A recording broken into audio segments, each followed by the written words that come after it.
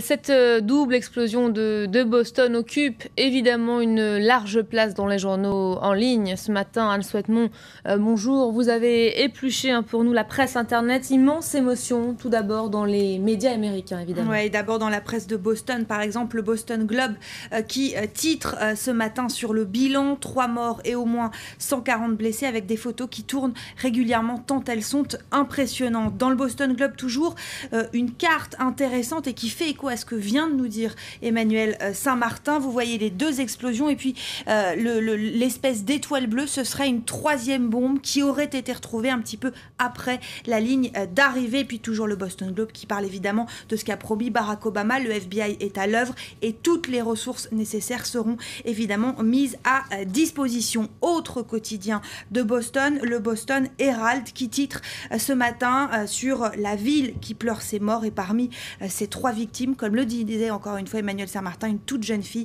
elle a seulement 8 ans. Alors plus largement, c'est toute la presse américaine qui est aujourd'hui sous le choc. Oui, alors à commencer par le New York Times qui met en une cette photo qui a fait le tour du web. Elle est très impressionnante, on voit vraiment l'onde de choc, c'est juste après la première explosion.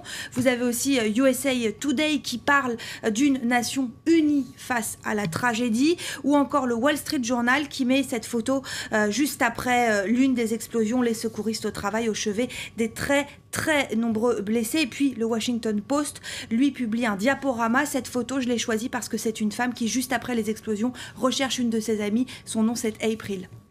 Peut-être des premiers éléments déjà dans la presse sur l'enquête ce matin. Oui, alors effectivement, et là-dessus, Emmanuel Saint-Martin évoquait des pistes qui sont évoquées dans la presse. Le New York Post parle effectivement d'un Saoudien, un jeune citoyen, il aurait 20 ans, il aurait été interrogé, effectivement c'est un coureur.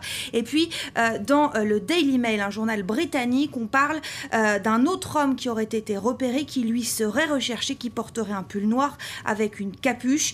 Alors évidemment, ces explosions, elles rappellent l'11 septembre. Vous le disiez, le Huffington Post ce matin parle d'une anxiété des États-Unis dans plusieurs autres villes que Boston. Merci beaucoup Anne pour ces titres donc, qui reviennent évidemment ce matin sur cette double explosion. Voilà ce que l'on pouvait dire de ces événements et des investigations donc toujours en cours.